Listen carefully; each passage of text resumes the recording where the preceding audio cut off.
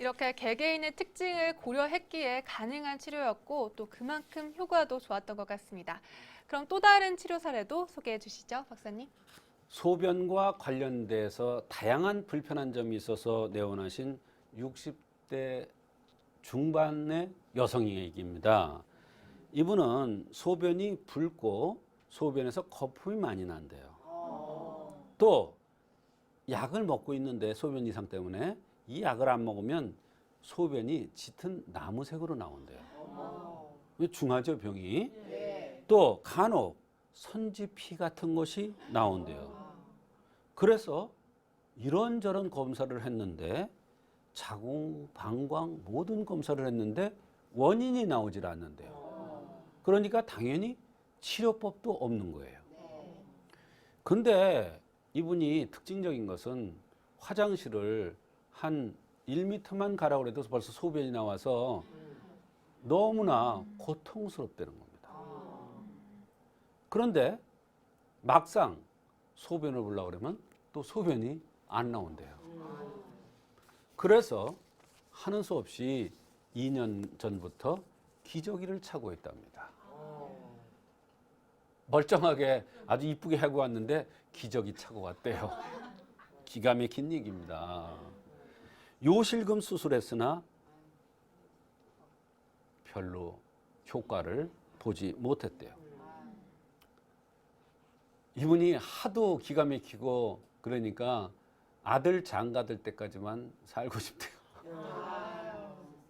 그렇게 여러 가지 치료를 해도 치료가 안 되니까 한방 치료로 나을지 의심스럽다고, 한방 치료가 될지 의심스럽다고 와서 첫 마디가 그런 말씀을 하시더라고요.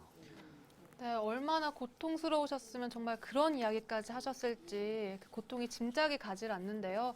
사실 그 정도면 장거리 이동은 물론이고 집 앞에 나가는 것조차 정말 힘들었을 것 같아요. 그렇습니다. 그와 관련된 동반된 다른 증상은 또 없었나요? 네, 여러 가지 증상들이 있었습니다. 얼마나 괴로우면 아들 장가들 때까지만 편안하게 살았으면 좋겠다 이런 말씀을 하시겠습니까? 이분이 여성 생식기 쪽으로 항상 뻐근하고 엉치, 꽁지뼈 있는데 엉치, 방치가 아프고 좌측 어깨에 통증이 있고 변비가 심해서 파내야 될 정도라고 그랬습니다.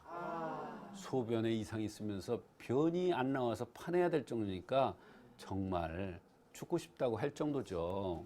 대소변이 다 문제가 있는 거 아닙니까?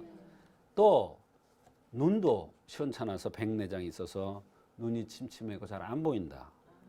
그런데 특징적인 것은 이 병을 치료하기 위해서 한약, 오령산이라는 한약을 투여하면서 침을 놓으려고 이럴 때 쓰는 처방이 정력방이라는 침법이 있는데 이 침을 놓으려면 이제 혈자리를 눌러보는데 삼음교라는 혈자리를 누르니까 기절하려고 그래요. 근데 사실 이 삼음교라는 혈자리가 방광과 하초 질환과 연관되는 겁니다. 그래서 그 자리를 자극해서 소변을 좋게 해주는 자리인데 이미 눌러보니까 너무너무 아프다는 거예요.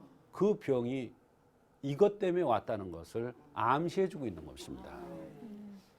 그렇다면 삼음교 쪽에 놓으셨던 정력방이란 게 어떤 건가요? 네, 정력방이라는 것은 실제로 음능천, 누고, 삼음교 혈자리를 칭하는 얘기인데요. 이 자리를 놓으면은 남성의 정력이 좋아지면서 소변의 이상도 같이 치료되면서 어떤 사람한테 이 침을 놓았더니 시인이신데 세상이 아름답게 보인다고 하더라고요. 그래서 왜 아름답게 보이냐고 그랬더니 그 다음에는 대답을 안 하시더라고요. 그런데 이분의 경우에는 그곳에 침을 놓으면 정말 극심한 고통을 호소하셨다는 건데요. 그 이유가 궁금합니다. 네. 왜 그런 건가요? 바로 그 혈자리가 순환이 잘 안 돼서 소변에 이상이 왔던 것입니다. 그래서 이 한약을 오령산이라는 한약을 투여하면서 방광정격에다가 정력방이라는 침을 놓았더니 많이 좋아지고 소변도 시원하게 나오고 했어요. 그런데 좋아지니까 누가 오딱을 먹으라고 그러더래요. 소변이 좋아진다고. 그래서 그걸 먹었더니 옷이 그냥 옮아가지고 난리가 났어요. 그 옷이 오르면 어떻게 합니까? 해독해야 되죠. 그래서 이제 해독침을 놨어요. 해독침이 신정격이라는 침법이 있는데 옷이 올라서 너무나 고통스러울 때 좋아집니다. 근데 이 침을 놓으면서 신정격이라고 제가 말씀드렸어요. 이 침은 방광기능, 콩팥 기능도 좋게 해요. 그러니까 당연히 소변도 좋아지면서 거기다 정림방을 합방했었으니까 옷이 올랐던 것이 같이 좋아졌던 것입니다. 이렇게 치료 중에 음식을 잘못 먹어서 발진이 난 경우인데 이런 경우도 침으로 가라앉힐 수 있다는 게 너무 신기합니다. 그렇습니다. 사실 한약도 굉장히 중요하고 침법도 중요하고 뜸법도 중요합니다. 그런데 침으로 이렇게 옷이 오른 것, 그래서 발진이 난 것이 들어갈 수 있다는 것이 너무 신기하지 않습니까? 사실 다른 사람이 아마 옷을 먹었으면 이렇게 발진이 나지 않았을 텐데 이 사람은 이미 콩팥 방광 기능이 약해졌다는 것이 증명되는 거예요. 그래서 신정격을 쓰니까 방광 기능도 좋아지면서 발진이 났던 것도 좋아지면서 바로 여러 가지 관점에서 좋아졌던 것입니다. 잘 치료가 되고 있었는데 주변에서 민간요법으로 이런 게 좋다더라 하니까 이런 민간요법을 시도한 거군요. 그렇습니다. 이분은 그 다음에도 이 오딱을 먹어서 발진이 나니까 그것을 없애려고 수박을 먹어서 소변을 많이 보면 그 독이 빠져나간다 그래가지고 그걸 먹고 또 탈이 났어요. 토사강난이 또 일어난 거예요. 그러니까 환자들은 다급하니까 귀가 얇아요. 그래서 이런저런 얘기를 잘 들어요. 그게 또 고장나면 또 와서 고쳐줘야 돼요. 병도 고쳐야 되지만 그것도 또 고쳐줘야 돼요. 그러니까 사실 중요한 것은 의사가 괜히 있는 거 아닙니다. 다 전문가가 따로 있는 것이죠. 그러니까 전문가의 얘기를 듣고 어려운 병일수록 전문가의 얘기를 듣고 전문가의 치료법을 따르는 게 중요합니다. 물론 이런저런 민간요법이 통할 때도 있지요.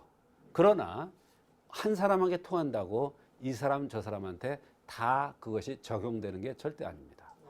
그러니까 반드시 소변에 이상이 있을 경우에는 한방 치료를 받고 건강해졌으면 좋겠습니다. 이 환자는 그렇게 증상이 심했었는데 한약을 투여하고 방광정격, 신정격, 정력방 이런 치료로서 좋아졌던 그러한 경우가 있었습니다. 오늘은 조성태 한의학 박사님 모시고 배뇨장애에 대한 이야기 나눠봤습니다.